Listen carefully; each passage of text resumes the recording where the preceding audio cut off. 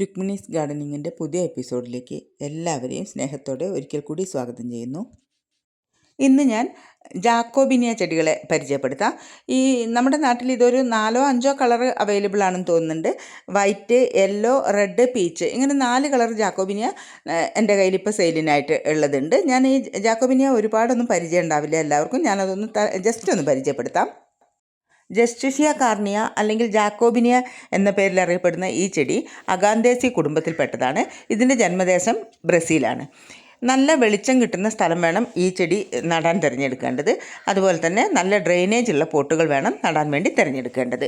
പതിവായി നനയ്ക്കണം. സ്ഥിരമായി പൂക്കൾ ഉണ്ടാവാനായി മഞ്ഞുകാലത്ത് ഈ ചെടിയെ വെട്ടി നിർത്തണം. അതുപോലെ തന്നെ കമ്പുകളിൽ നിന്നാണ് പുതിയ ചെടികൾ ഉണ്ടാക്കിയെടുക്കുന്നത്. വെളിച്ചം ക്രമീകരിക്കാൻ കഴിയുമെങ്കിൽ ഇവ ഇൻഡോർ ചെടികളായിട്ടും നിർത്താൻ പറ്റുന്നതാണ്. നല്ല നീർവാർച്ചയുള്ള മണ്ണ്,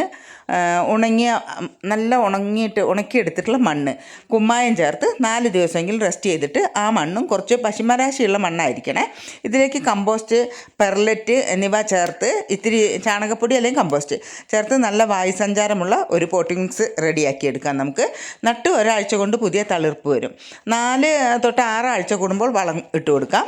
പൊതുവെ കീടബാധയില്ലാത്ത ചെടിയാണ് ജാക്കോബിനിയ.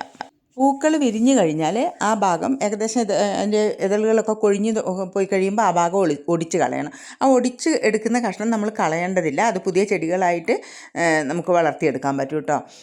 അതുപോലെ സമയാസമയം ഈ ചെടീൻ്റെ കൊമ്പുകൾ കോതി കൊടുക്കണം. അങ്ങനെ ചെയ്യുകയാണെങ്കിൽ ഈ ചെടി എപ്പോഴും ഒരു 1.5 അടി പൊക്കത്തിലൊക്കെ നിർത്തുകയാണെങ്കിൽ പുതിയ തളിർപ്പുകൾ വന്നുകൊണ്ടേയിരിക്കും, ബുഷിയായിട്ട് നിൽക്കും. പൂവില്ലാത്തപ്പോഴും നല്ല തിക്കായിട്ടുള്ള ഒരു ചൈനാഡോൾ പോലെയൊക്കെ നല്ല ഭംഗിയുള്ളൊരു ഇൻഡോർ പ്ലാന്റോ അല്ലെങ്കിൽ ഔട്ട്ഡോർ പ്ലാന്റോ ഒക്കെ ആയിട്ട് നിർത്താൻ പറ്റും കേട്ടോ. പുതിയ തണ്ടുകൾ വളർന്നു തുടങ്ങുമ്പോൾ പഴയ കൊമ്പ് വെട്ടിക്കൊടുക്കണം. അങ്ങനെ ആകുമ്പോൾ എപ്പോഴും ചെടി ഫ്രഷായിട്ട് തന്നെ ഇരിക്കും. വെള്ള, മഞ്ഞ, പീച്ച്, റെഡ് തുടങ്ങിയ നിറത്തിലുള്ള ചെടികളാണ് ഇപ്പോൾ ലഭ്യമായിട്ടുള്ളത്. അപ്പോൾ ഞാൻ ഈ ചെടീൻ്റെ ഒരു വീഡിയോ, എൻ്റെ കയ്യിൽ ഇപ്പോൾ പൂക്കളുള്ളത് മഞ്ഞ മാത്രമേ ഉള്ളായിരുന്നു. അപ്പോൾ മഞ്ഞയുടെ വീഡിയോ ആണ് എടുത്തിട്ടുള്ളത്. മറ്റേ ചെടികളുടെ ഫോട്ടോ പിന്നെ കളർ അറിയാൻ വേണ്ടിയിട്ടാണ് ഗൂഗിളിൽ നിന്നും കൂടി എടുത്തിട്ടുള്ള ഫോട്ടോകളാണ് കേട്ടോ. പ്രത്യേകിച്ച് ആ വൈറ്റിൻ്റെ ഒന്നും പൂക്കൾ ഞാൻ ഫോട്ടോ എടുത്തു വെച്ചിട്ടില്ലായിരുന്നു. അപ്പോൾ നല്ല ഭംഗിയുള്ള മനോഹരമായ പൂക്കൾ ഉണ്ടാകുന്ന ചെടികളാണ്. ഈ ചെടി കണ്ടില്ലേ, വെട്ടി നിർത്തുകയാണെങ്കിൽ ഇത്രയും പൊക്കത്തിൽ നമുക്കൊരു 1-1.5 അടി പൊക്കത്തിൽ അതിൽ കുറഞ്ഞ ഇതിലൊക്കെ നിർത്താം കേട്ടോ. ഈ പൂക്കൾ ഏകദേശം വിരിഞ്ഞ് കഴിഞ്ഞതാണ്. ഇത് നിറയെ പൂക്കൾ ഉണ്ടായിരുന്നു. അതിൻ്റെ പൂക്കളൊക്കെ കൊഴിഞ്ഞ് ഒരുവിധം എല്ലാം തീർന്നു. അപ്പോൾ ഇതിൻ്റെ ഈ കൊമ്പ് എങ്ങനെയാണ് ഒടിച്ച് കളയുന്നതെന്നൊക്കെ അറിയാൻ വേണ്ടിയിട്ടാണ് ഒരു കുഞ്ഞു വീഡിയോ ആയിട്ട് എടുത്തത്. അത് അത്ര ക്ലാരിറ്റി ഇല്ല. അതുകൊണ്ട് ഈ പൂവിൻ്റെ ഇവിടെ വെച്ച് ഒടിക്കുക. നമ്മൾ ആ പൂവ് കൊഴിഞ്ഞ് തീരാറായില്ലേ, ഒരു 2 ഇല വിട്ടിട്ട് താഴോട്ട് അതിൻ്റെ ഒരു ഞെടുപ്പുണ്ട്, അവിടെ വെച്ച് ഒടിച്ചെടുത്തിട്ട് അടിയത്തെ 2 ഇല കളഞ്ഞതിന് ശേഷം നമുക്കത് മണ്ണിൽ കുത്തി വയ്ക്കാം. അങ്ങനെ പോട്ടിംഗ് മിക്സ് നിറച്ച ഒരു കവറിലോ അല്ലെങ്കിൽ ഒരു പോട്ടിലോ കുത്തി വയ്ക്കുകയാണെങ്കിൽ 2 ആഴ്ച കൊണ്ട് വേര് പിടിക്കും. അന്നേരം അതിൽ പുതിയ തളിർപ്പ് ഇത് കണ്ടോ, ഇങ്ങനെ ഒടിച്ചെടുത്താൽ മതി.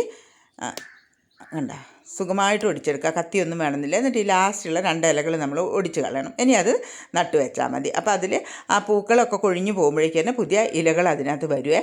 അപ്പോൾ ഇതിലിനി മൊട്ടുണ്ട്, പക്ഷേ ഈ സമയത്തേക്ക് നല്ലപോലെ വിരിഞ്ഞ് കഴിഞ്ഞു. പക്ഷേ ഇപ്പോഴും ഇതിൽ പുതിയ മൊട്ടുകളും വരുന്നുണ്ട്. കണ്ടില്ലേ, ഇതുപോലെ നമ്മളിപ്പോൾ ഈ ഒടിച്ച ഭാഗത്ത് 2 ആഴ്ച കഴിയുമ്പോഴേക്കും പുതിയ തളിർപ്പ് വരുന്ന ആ കൂട്ടത്തിൽ തന്നെ മൊട്ടുകൾ വരും. അങ്ങനെ ചെയ്യുമ്പോൾ എന്താണെന്ന് വെച്ചാൽ മിക്കവാറും എല്ലാ കാലത്തും, മഴക്കാലത്തും വേനൽക്കാലത്തും ഇതിൽ പൂക്കൾ ഉണ്ടാവും കേട്ടോ. ഓണക്കാലമൊക്കെ ആകുമ്പോഴേക്കും നിറയെ പൂക്കൾ ഉണ്ടാവും. കണ്ടില്ലേ, ചെറിയ മൊട്ട്, ഇതിന് പുതിയ മൊട്ട് വന്നിട്ടുണ്ട്. അപ്പോൾ ഇങ്ങനെ സംരക്ഷിക്കുകയാണെങ്കിൽ ഇതിൻ്റെ എല്ലാ കളറും നന്നായിട്ട് പൂക്കളായിട്ട് ഇതുപോലെ ബുഷിയായിട്ട് നിർത്താൻ പറ്റും.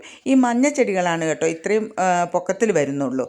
മറ്റുള്ള ചെടികൾക്ക്, അതായത് പീച്ച്, വൈറ്റ്, റെഡും ഇതുപോലെ പൊക്കം വരുന്നതാണ്. പീച്ചും വൈറ്റും ഇത്ര പൊക്കം വരില്ല, കുറച്ചും കൂടെ ബുഷിയായിട്ട് തിക്കായിട്ട് നിൽക്കുന്നതാണ്. അതിൻ്റെ ചെടികളുടെ വീഡിയോ ഇപ്പോൾ എൻ്റെ കയ്യിലില്ല കേട്ടോ. ആവശ്യപ്പെടുകയാണെങ്കിൽ ഞാനത് കാണിച്ചു തരാം, അയക്കുന്ന ചെടികളെല്ലാം കാണിച്ചു തരാം. അപ്പോൾ ഈ 3 കളറ് ഇപ്പോൾ സെയിലിനുള്ളത് red, white, yellow, peach, 4 colour സെയിലിനുണ്ട്.